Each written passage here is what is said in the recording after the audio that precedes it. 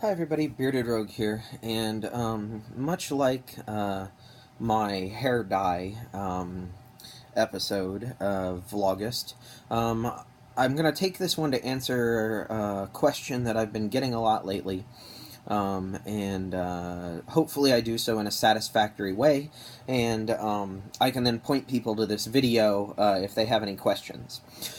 So, this video is specifically this video is specifically about the keto diet that I am currently on. So keto, short for ketogenesis, is a particular type of diet that was originally developed to treat people with epilepsy and seizure issues.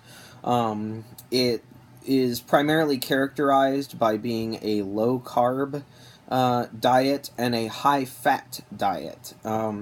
The overall idea behind it is that you are getting your body to start burning fat as fuel instead of burning carbs as fuel. Most diets focus on including lots of carbs for energy. Your body naturally burns those for energy.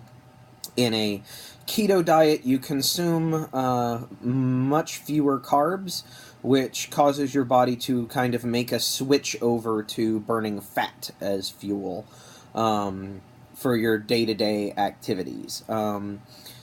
It's only recently come into fashion as a health diet as opposed to a diet for treatment of seizures and such things. But for some people it works really well. For other people it really doesn't. I'm not recommending this diet to anyone in any way. I'm just basically telling you what I've been doing and letting you know that it has worked for me. So don't look at this as an endorsement of the keto diet or everybody should go get on keto immediately. This video is none of those things. It's mostly just talking about how I've managed to make it work. So the first thing to start out with is that when your first week, maybe 2 weeks of a keto diet, you will get what they call the keto flu. As your body makes the transition over, you'll tend to feel sick. You'll have a lot of symptoms that people have compared to irritable bowel syndrome and other things like that. So usually people starting out on the keto diet really find it unpleasant. I did not have a very nasty keto flu when making this transition. For those who don't know, in other videos I've mentioned it, but I started keto full-time from Origins onward. So I've been doing it since the day after Origins ended. But it wasn't a very bad transition for me. I've done low-carb and slow-carb eating before. And it usually works for me, so I had some pretty good confidence that keto was going to be a decent fit.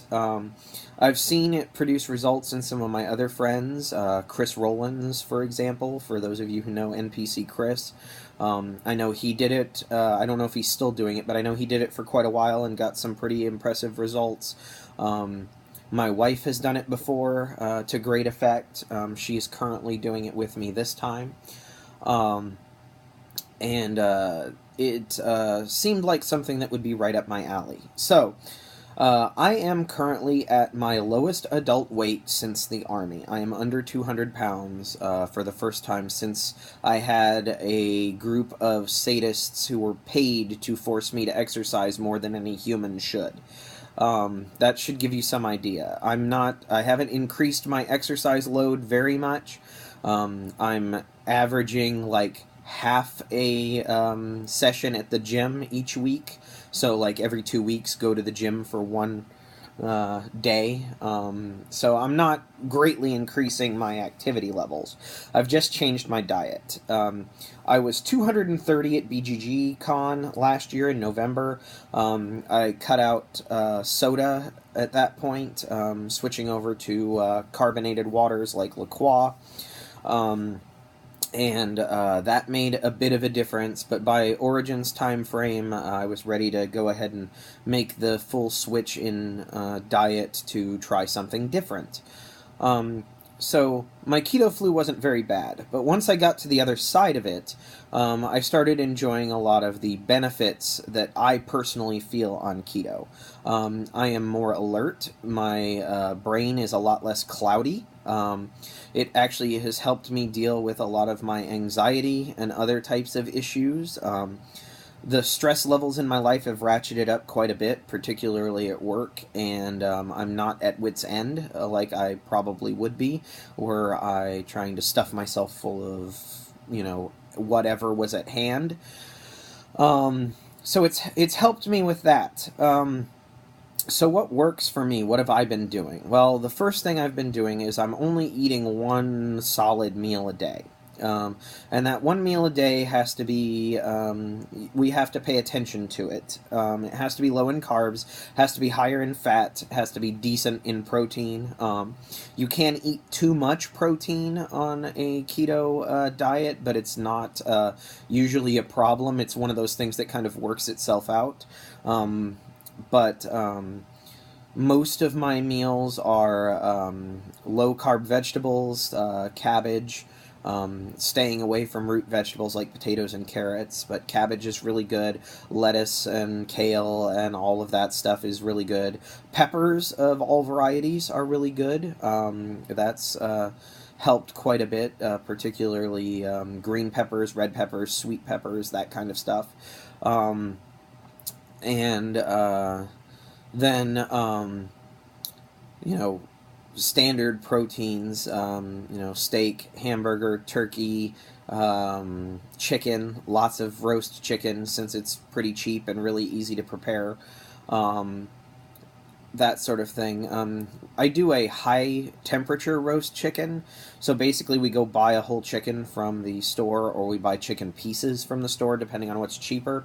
Set the oven to 400, throw the chicken in there, and cook it for half an hour on one side, flip it, cook it for half an hour on the other side. Usually it's 35 minutes on the first side and then 25 minutes on the second side. But cooking it at 400 degrees causes all of the fat in the chicken to kind of fry the chicken in the oven, which is a really, really cool sensation. Makes for some really tasty skin and some really tasty chicken. It doesn't dry it all out, which is really, really good. And then we'll regularly take that chicken out and just eat it as is, or pull it apart and use it in various things. But chicken, major thing that we've been doing. So I eat one meal a day. The other 2 meals a day are actually a product called Keto Chow. So this is one of the bags. This is my favorite flavor, raspberry cheesecake. It's basically a pre-made shake that specifically tells you what its calories are and what its makeup as far as things are. They're made using heavy cream, like whipping cream. Also oil. I like avocado oil, particularly because it doesn't have a lot of major taste to it. Coconut oil is good, but coconut has a very distinctive taste, and there's some times where that taste is not appropriate. It's not bad with chocolate flavor, but with some of the other flavors, like, say, strawberry, it's a little bit weird. So I tend to use avocado oil because it has less flavor. This is kind of like a Soylent in that it's supposed to be like a total meal replacement. This is very much like a keto formulated meal replacement shake. And I have 2 of them a day. One when I first wake up, and then usually one after work before bedtime routines and evening activities start. This is my favorite flavor, just straight up, with no additions. Chocolate is what I've found to be the most versatile flavor, which is really cool. You can add other things to it. We've added essential oils, specifically like peppermint, spearmint, kumquat at one point, orange, to kind of flavor the chocolate differently. So essential oils are pretty good for that. We added chili powder at one point to the chocolate. One of the things with these is that you can replace some of the water in them with coffee, which has been really good. Normally, my morning shake, I replace some or all of the water with coffee, and that's really good with the chocolate. Adding the chili powder to that kind of made like an Aztec mocha type thing, which was really neat. But the chocolate has been the most versatile as far as like mixing different flavors in. I don't really put much in raspberry cheesecake. I just kind of drink it straight up. But it's my favorite flavor if I'm just having it as is. Um, but that's 2 of my meals a day. So 2 shakes a day, 1 meal a day. I was, when I was starting out, doing, during the week, 2 shakes a day, 1 meal a day, and then on the weekend, 1 shake to wake up, and then 2 meals. I've since transitioned over because this is a little bit easier to just do the same thing every day, even though the flavors of shake are different every day.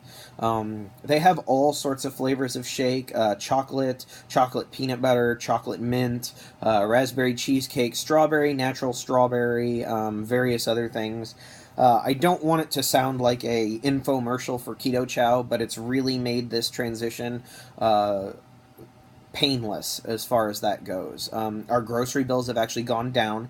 Keto Chow is not cheap, but if you're replacing 2 meals a day for an adult, it stacks up favorably with that. One of the other things that it specifically helped me with is as a meal replacement shake. One of my biggest hang-ups is ice cream. I love ice cream and frozen yogurt and all of that sort of stuff. That's totally a no-no on keto because of all of the sugar, but 2 shakes a day that are basically milkshakes, containing heavy cream and tasting sweet, has completely cut my ice cream cravings. So I'm not finding myself like wanting to go reach for a pint of ice cream. That part of my brain is satisfied. I don't know if it's subconsciously my brain knew that's what I wanted, and that's why it was reaching for ice cream in general. But I know that the Keto Chow has completely curbed any of those ice cream-based cravings, which is really, really good. Keto does accept cheese. Cheese is another one of my favorite foods. I'm a big dairy fan, in case you couldn't tell. But cheese is another one of my favorite foods, and being able to have cheese makes this a lot easier. Protein is always okay. There's some things that I do miss. Beans, specifically, I miss. I've never been a huge bread guy. Like, I'm not a big carby person. So, like, pasta and bread is out, but I really could care less. That's just me personally. I could care less about pasta or bread. I do miss rice, however. I really, really miss rice. I love rice. It's my carb of choice. And that's also a no-no on keto. But I've managed to make it through without that being too much of an issue. I haven't had any rice cravings or anything. I don't find myself having very many cravings. Like, I feel satisfied most of the time. Like, I get hungry, but then as soon as I eat a meal, I'm good to go. Like, it's mostly just refueling at this point. And it's allowed me to have a lot more energy. It's allowed me to have a lot more clarity of thought.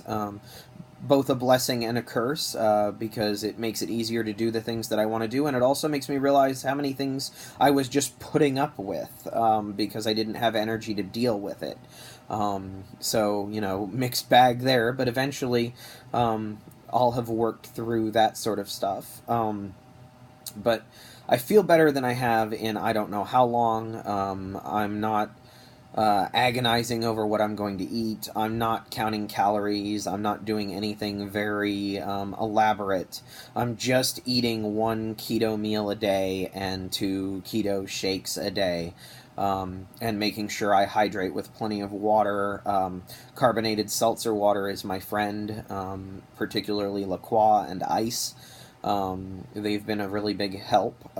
I've tried to avoid diet sodas as much as possible. I still indulge in the occasional Coke Zero, just for the caffeine mostly, but try to have coffee for caffeine whenever possible. I am supplementing a little bit here and there, potassium, magnesium, a couple of other things. anywhere you look up keto, there will be recommendations on what you should supplement with. Fish oil, just a couple of things a day. I take 4 pills total a day. Two of them are fish oil, so it's not too bad. But overall, I feel great, and it's definitely helping me lose weight.